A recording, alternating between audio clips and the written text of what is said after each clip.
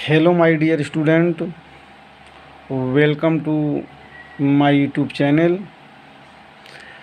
पिछले वीडियो में हमने आपको बताया था कुछ रासायनिक अभिक्रियाओं के प्रकार। उसमें कुछ रासायनिक अभिक्रियाएं जैसे संयोजन अभिक्रिया, विखंडन अभिक्रिया, संलयन अभिक्रिया, द्विविस्थापन अभिक्रिया हमने इत्यादि बताया था।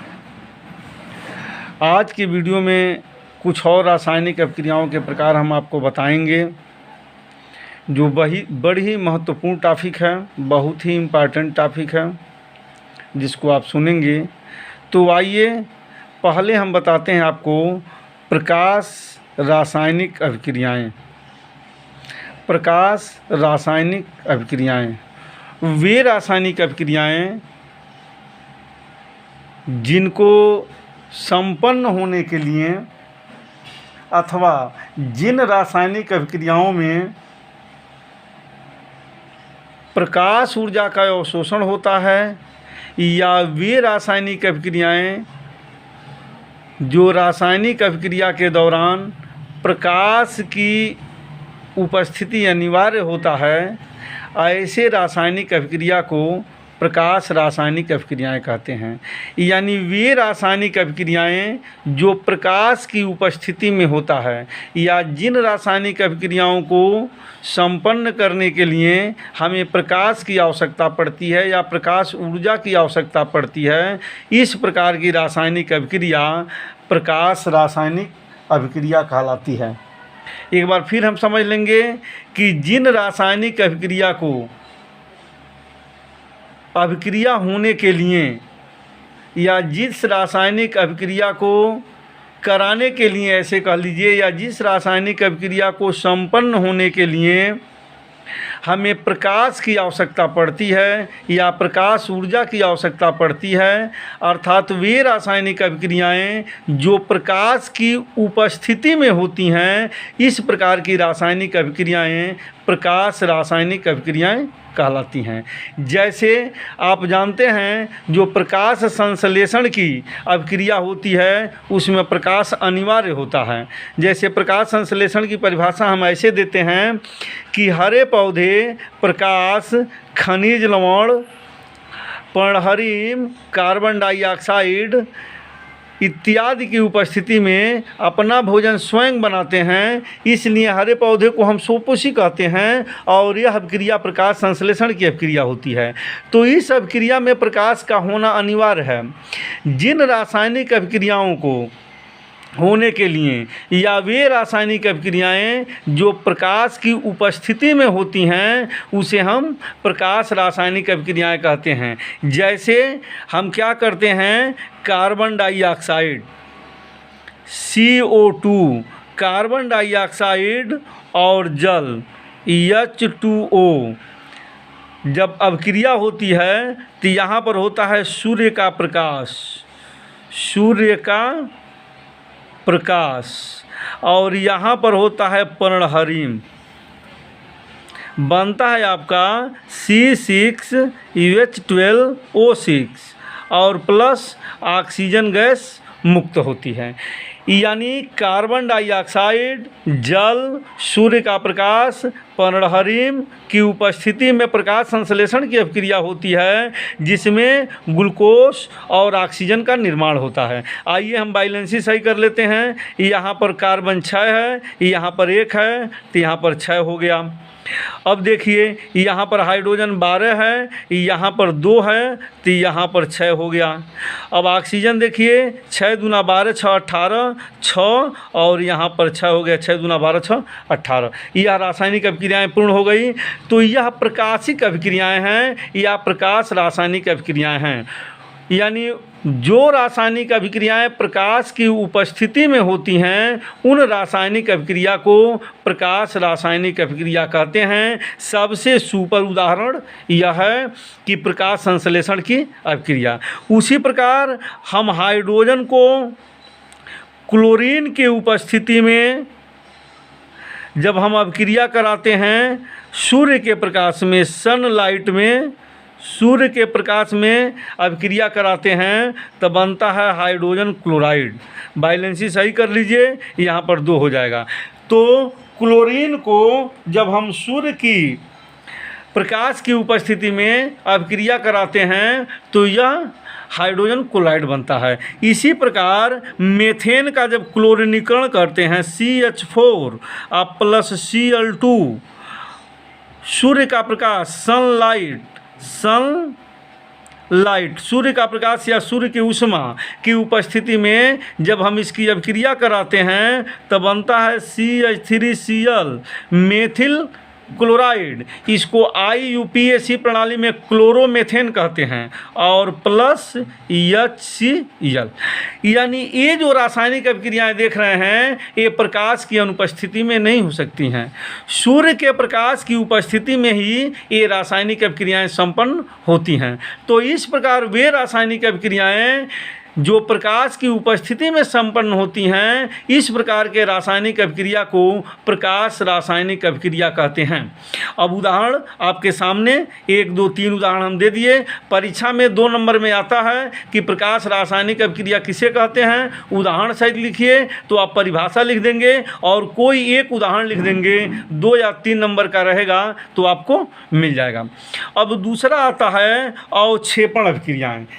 अवक्षेप के विषय में आप लोग जानते हैं, अवक्षेप एक अविलेय पदार्थ होता है। तो अवक्षेप रासायनिक अभिक्रिया में एक अविलेय पदार्थ होता है, ठोस पदार्थ होता है। तो आइए अवक्षेपण के विषय में हम बता दें अवक्षेपण अभिक्रिया क्या होती है। वे रासायनिक अभिक्रियाएं जिनके अभिक्रिया के फलस्वरूप उत्पाद में अविलेय पदार्थ का निर्माण होता है, अवक्षेप का निर्माण होता है, उसे हम अवक्षेपण अभिक्रिया कहते हैं। जैसे आप थोड़ा सा दिमाग में आपके होगा कि अवक्षेप होता क्या है, तो आप समझ लें कि दूध जो फट जाता है, पनीर अथवा छेना बनाने के लिए जब हम दूध को फाड़ते हैं उसमें छेने का पानी डाल के तो दूध फट जाता है। तो जो दूध का मलाई होता है, जो पनीर वाला हिस्सा होता है, वह समझिए एक प्रकार का अवक्षेप है। और बाकी जो पानी होता है छेना का, वो पीले रंग का अलग हो जाता है और वह दूध एक ठोस पदार्थ के रूप में अलग हो जाता है। अवक्षेप इसी प्रकार का होता है। तो अवक्षेपण अभिक्रियाएँ है। तो अवक्षेपण अभिक्रिया किसे कहते हैं? वे रासायनिक अभिक्रियाएं जिसके अभिक्रिया के फलस्वरूप उत्पाद में कोई अविलेय पदार्थ अथवा अवक्षेप का निर्माण होता है। इस प्रकार के अभिक्रिया को हम अवक्षेपण अभिक्रिया कहते हैं। अब देखिए अवक्षेपण अभिक्रिया के कुछ उदाहरण हैं। हम क्या करते हैं, बेरियम क्लोराइड पर सोडियम सल्फेट की अभिक्रिया कराते हैं। बेरियम क्लोराइड BaCl2 और प्लस Na2SO4। बेरियम क्लोराइड पर हम सोडियम सल्फेट की अभिक्रिया कराते हैं तो बेरियम सल्फेट और प्लस NaCl। बैलेंसी सही कर लें, यहाँ 2 हो जाएगा।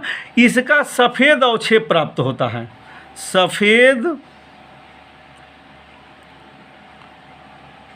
इसका सफ़ेद अवक्षेप प्राप्त होता है। तो यह अवक्षेपण अभिक्रिया का उदाहरण है। यानी बेरियम सल्फेट का सफ़ेद अवक्षेप प्राप्त हो जाता है और सोडियम क्लोराइड हो जाता है। उसी प्रकार हम क्या करते हैं, सिल्वर नाइट्रेट पर AgNO3, सिल्वर नाइट्रेट पर NaCl सोडियम क्लोराइड की अभिक्रिया कराते हैं। हम रिएक्शन कराते हैं तब बनता है AgCl silver chloride plus NaNO3 sodium nitrate. तो ये सिल्वर क्लोराइड और सोडियम नाइट्रेट प्राप्त होता है। सिल्वर क्लोराइड का हमें सफ़ेद अवक्षेप प्राप्त हो जाता है और सोडियम नाइट्रेट अलग हो जाता है। तो इस प्रकार अवक्षेपण अभिक्रियाएं वे अभिक्रियाएं कहलाती हैं जो अभिक्रिया के फलस्वरूप एक उत्पाद में एक अविलेय पदार्थ अर्थात अवक्षेप का निर्माण होता है। इस प्रकार के अभिक्रिया को हम अवक्षेपण अभिक्रिया कहते हैं। यह बोर्ड के परीक्षा के दृष्टि से बहुत ही इम्पॉर्टेंट है। यह परीक्षा में अक्सर पूछ देता है कि अवक्षेपण अभिक्रिया को उदाहरण सहित लिखिए। तो आपको हम 2 उदाहरण दे दिए हैं, इसमें आप केवल 1 उदाहरण दे देंगे तभी काम चल जाएगा, 2 देंगे तो ऑल द बेस्ट हो जाएगा। तो इसको हम अवक्षेपण अभिक्रिया कहते हैं। फिर एक बार सुन लें कि किसी रासायनिक अभिक्रिया के फलस्वरूप उत्पाद में अविलेय पदार्थ अर्थात अवक्षेप का निर्माण होता है। इस प्रकार की अभिक्रिया को अवक्षेपण अभिक्रिया कहते हैं। उदाहरण आपके सामने लिख दिया गया है। अब अगला पॉइंट है उदासीनीकरण की अभिक्रिया, जो बहुत ही मोस्ट इम्पॉर्टेंट है। Very very most important reaction, यानी बोर्ड परीक्षा के दृष्टि से ही बहुत ही महत्वपूर्ण है। 99% उम्मीद है कि यह बोर्ड परीक्षा में अक्सर आ जाता है। तो उदासीनीकरण की अभिक्रिया सबसे मोस्ट अभिक्रिया होती है। इसकी परिभाषा क्या होती है?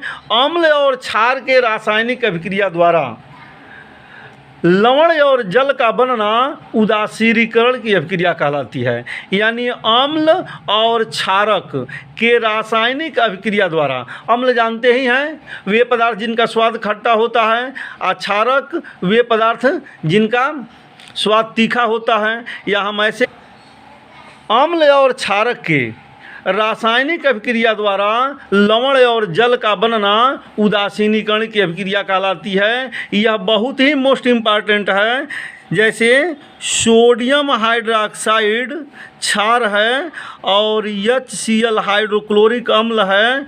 जब रासायनिक अभिक्रिया होती है तो सोडियम क्लोराइड और प्लस H2O, यह लवण हो गया और यह जल हो गया। इसी प्रकार NH4OH ammonium hydroxide H2SO4 sulphuric अम्ल से अभिक्रिया करती है तो बनता है NH4 का whole twice SO4 ammonium sulphate plus H2O। बैलेंसी सही कर लें, यहाँ पर 2 हो जाएगा। और नाइट्रोजन 2 हो गया तो 2 हो गया। हाइड्रोजन 4 दूना 8 2 10, और यहाँ पे तो 4 1 5 10 10 2 12, यहाँ पर 2 हो जाएगा। सल्फर 1 है तो 1 हो गया, और ऑक्सीजन 4 2 6 है तो 4 2 6 हो गया। यहाँ अमोनियम सल्फेट और जल का निर्माण होता है। उसी प्रकार KOH potassium hydroxide HNO3 nitric अम्ल से अभिक्रिया करता है तो बनता है पोटेशियम नाइट्रेट, जिसको मार्केट में सोडा कहते हैं, और प्लस H2O।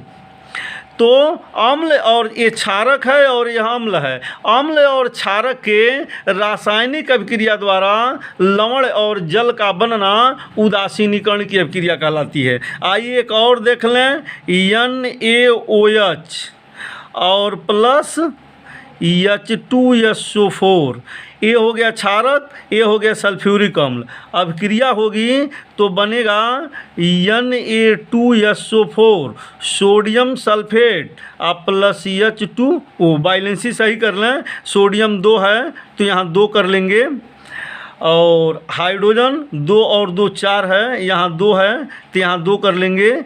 सल्फर 1 है तो 1 हो गया, ऑक्सीजन 6 है तो 6 हो गया। तो यह उदासीनीकरण की अभिक्रिया है जो परीक्षा के दृष्टि से बहुत ही इम्पॉर्टेंट है। वेरी मोस्ट इम्पॉर्टेंट है परीक्षा की दृष्टि से। अदर परीक्षा के दृष्टि से तो ये है, लेकिन परीक्षा के बोर्ड परीक्षा की दृष्टि से बहुत ही महत्वपूर्ण है। आता है कि उदासीनीकरण की अभिक्रिया की परिभाषा उदाहरण सहित दीजिए। तो आपको इतने उदाहरण दे दिए गए हैं, कोई एक उदाहरण लिख देंगे आपका सही हो जाएगा। यह उदासीनीकरण की अभिक्रिया है। अब अगला पॉइंट है ऊष्माक्षेपी अभिक्रिया। ऊष्माक्षेपी अभिक्रिया क्या होता है? वे रासायनिक अभिक्रिया जो अभिक्रिया के दौरान ऊष्मा का उत्सर्जन होता है। इस प्रकार के रासायनिक अभिक्रिया को हम ऊष्माक्षेपी क्षेपी रासायनिक अभिक्रिया कहते हैं। तो ऊष्मा क्षेपी रासायनिक अभिक्रिया, ऊष्मा कैसे निकलती है? कल्ली चूना में बिना बुझा हुआ चूना को जब हम जल में घोलते हैं तो बनता है कैल्शियम हाइड्रोक्साइड, चूने का पानी, और प्लस ऊष्मा उत्पन्न होता है। इसको कहते हैं ऊष्मा क्षेपी रासायनिक अभिक्रिया। वे रासायनिक अभिक्रिया जो अभिक्रिया के दौरान ऊष्मा का उत्सर्जन होता है। जिन रासायनिक अभिक्रियाओं में अभिक्रिया के दौरान ऊष्मा का उत्सर्जन होता है, उस प्रकार के रासायनिक अभिक्रिया को ऊष्मा क्षेपी रासायनिक अभिक्रिया कहते हैं। कार्बन को जब हम ऑक्सीजन की उपस्थिति में लाते हैं, बनता है कार्बन डाइऑक्साइड और प्लस ऊष्मा उत्पन्न होता है। यह कार्बन डाइऑक्साइड भी मिलता है हमको और ऊष्मा भी उत्पन्न होता है जब श्वसन की अभिक्रिया होती है। सबसे अच्छा उदाहरण श्वसन की अभिक्रिया है जो ऊष्मा क्षेपी अभिक्रिया का उदाहरण है। क्या होता है? ग्लूकोज C6H12O6 का ऑक्सीकरण होता है, तब निकलता है कार्बन डाइऑक्साइड और प्लस जल और प्लस ऊष्मा। हमारे शरीर में या पौधे या जीव या जंतु श्वसन करते हैं तो ग्लूकोज का ऑक्सीकरण होता है, ऑक्सीजन की उपस्थिति में कार्बन डाइऑक्साइड निकलता है, जल निकलता है और ऊष्मा होता है। इसीलिए जो हमारे सांस से बाहर गैस निकाली जाती है श्वसन से, शरीर के अंदर अंदर से गैस निकाली जाती है, वह गर्म होती है। इस ऊष्मा के कारण ही वह गर्म होती है, क्योंकि कार्बन डाइऑक्साइड गर्म गैस है और प्लस ऊष्मा निकलता है। अब बैलेंसी हम सही कर लें, कार्बन यहाँ 6 है तो 6 कर लेंगे, हाइड्रोजन 12 है तो यहाँ 6 कर लेंगे, ऑक्सीजन 18 है तो यहाँ 6 कर लेंगे। यह सबसे अच्छा उदाहरण यह चूने का पानी, कार्बन डाइऑक्साइड और श्वसन की क्रिया, जो ग्लूकोज का ऑक्सीकरण होता है, कार्बन डाइऑक्साइड और जल का निर्माण होता है और प्लस ऊष्मा अथवा ऊर्जा का निर्माण होता है। यह ऊष्मा अथवा ऊर्जा, यहाँ हम ऊर्जा भी लिख सकते हैं। अगर ऊष्मा आपको कन्फ्यूजन है तो ऊर्जा भी लिख सकते हैं। ऊष्मा और ऊर्जा दोनों एक ही रूप हैं, एक ही सिक्के के दो पहलू हैं। तो यहाँ पर ऊर्जा का भी निर्माण हो सकता है। ऊर्जा लिख देंगे तभी सही है और ऊष्मा लिख देंगे तभी सही है। ऐसा नहीं कि केवल ऊष्मा लिखेंगे तो सही है, ऊर्जा लिखेंगे तो नहीं सही है, क्योंकि ऊष्मा ऊर्जा का ही रूप है। तो श्वसन अभिक्रिया होती है और इसमें ऊर्जा अथवा ऊष्मा निकलती है। तो यह सबसे अच्छा उदाहरण है श्वसन अभिक्रिया। इस प्रकार तमाम ऐसी अभिक्रियाएं हैं जिनको हम ऊष्मा देते हैं, तब जाके वह जो अभिक्रिया के दौरान या अभिक्रिया के बाद ऊष्मा उत्पन्न करती है। इस प्रकार के रासायनिक अभिक्रिया को हम ऊष्मा क्षेपी रासायनिक अभिक्रिया कहते हैं। कभी कभी मीथेन को जब हम ऑक्सीजन की उपस्थिति में जलाते हैं तब बनता है कार्बन डाइऑक्साइड और प्लस H2O और प्लस ऊष्मा निकलता है। यह कार्बन डाइऑक्साइड, जल और ऊष्मा का निर्माण होता है। तो इस प्रकार की अभिक्रिया को ऊष्मा क्षेपी रासायनिक अभिक्रिया कहते हैं या ऊष्मा क्षेपी अभिक्रिया कहते हैं। बाइलेंसी इसमें हम सही कर लेंगे, बाइलेंसी सही नहीं है, आप देख लेंगे। यहाँ पर 4 है तो यहाँ पर हम 2 कर लेंगे, 2 और 2 या 2 4 हो गया तो यहाँ पर भी 2 कर लेंगे। यह हो गया ऊष्मा क्षेपी रासायनिक अभिक्रिया। अगला पॉइंट हमारा है ऊष्मा शोषी रासायनिक अभिक्रियाएं। वे रासायनिक अभिक्रियाएं जिसमें अभिक्रिया के दौरान ऊष्मा का शोषण होता है, यानी उसे ऊष्मा चाहिए तब वह रासायनिक अभिक्रिया होती है। यानी वे रासायनिक अभिक्रियाएं जो अभिक्रिया के दौरान अथवा अभिक्रिया के फलस्वरूप ऊष्मा अवशोषित करता है और उस अभिक्रिया का ताप घट जाता है। चूँकि ऊष्मा अवशोषित करेगा इसलिए उसका ताप घट जाएगा। इस प्रकार के रासायनिक अभिक्रिया को हम ऊष्मा शोषी रासायनिक अभिक्रिया कहते हैं। नाइट्रोजन पर जब हम ऑक्सीजन की अभिक्रिया कराते हैं तब बनता है नाइट्रिक ऑक्साइड NO 2। अब इस अभिक्रिया में हम ऊष्मा देते हैं, यहाँ पर ऊष्मा देते हैं तब यह अभिक्रिया संपन्न होती है। बैलेंसी सही कर लीजिए, यहाँ पर भी 2 हो जाएगा। यानी नाइट्रोजन पर ऑक्सीजन की अभिक्रिया कराते हैं तो ऊष्मा हम देते हैं, जब ऊष्मा देते हैं तब यह रासायनिक अभिक्रिया संपन्न होती है। उसी प्रकार नौसादर NH4Cl को जब हम जल में घोलते हैं, H2O में घोलते हैं और प्लस ऊष्मा देते हैं तो यह बनता है अमोनियम हाइड्रोक्साइड और प्लस HCl का निर्माण होता है। तो इस प्रकार के तमाम रासायनिक अभिक्रियाएं हैं जिससे ऊष्मा का अवशोषण होता है। जैसे बर्फ़ को हम हाथ में ले लेते हैं और हाथ में लेने के बाद जब बर्फ़ पिघलने लगता है तो क्या होता है, अगर उसका परिवर्तन होता है, ठोस से द्रव में परिवर्तन होता है तो हमारे हाथ के ऊष्मा को अवशोषित कर लेता है, जिसका कारण यह है कि हमारा हाथ ठंडा हो जाता है। तो यानी बर्फ़ ठोस से अगर द्रव में, जैसे बर्फ़ है ठोस है, इसको ऊष्मा देते हैं हम तो यह जल में परिवर्तित होता है, जल में परिवर्तित हो जाता है। इस प्रकार बर्फ़ का पिघलना या बर्फ़ अगर जल में परिवर्तित होता है रासायनिक अभिक्रिया द्वारा तो इसमें ऊष्मा का अवशोषण होता है। इस प्रकार कुछ पहले आपको रासायनिक अभिक्रियाओं के प्रकार बता दिए गए थे और कुछ अब बता दिए हैं। इसमें अवक्षेपण अभिक्रिया, उदासीनीकरण की अभिक्रिया, ऊष्मा शोषी अभिक्रिया, ऊष्मा क्षेपी अभिक्रिया और प्रकाश अभिक्रिया, ये सभी बोर्ड परीक्षा के दृष्टि से बहुत ही महत्वपूर्ण परिभाषाएं इसकी हैं, बहुत महत्वपूर्ण उदाहरण है। परीक्षा में अक्सर पूछता है और याद होने के अभाव में या जानकारी के अभाव में आप इसे लिख नहीं पाते हैं, तो आप इस वीडियो को अच्छी तरह से समझें और पढ़ें और रासायनिक अभिक्रिया को देखें तथा उसे याद करने का प्रयास करें। अगर वीडियो में किसी प्रकार की गलती हो तो आप उसे कमेंट बॉक्स में कमेंट करना न भूलें। अगर वीडियो आपको पसंद आए तो आप उसे लाइक भी करें ताकि हमारा भी मनोबल इसी में बढ़ता रहे। और अंत में हम कहेंगे, अगर हमारे चैनल को सब्सक्राइब नहीं किए हैं तो हमारे चैनल को सब्सक्राइब कर लें। बगल में एक घंटी का निशान है, उसको दबा दें ताकि जितना वीडियो हमारा बने सबका नोटिफिकेशन आपको मिलता रहे, आपको जानकारी मिलती रहे। Thank you.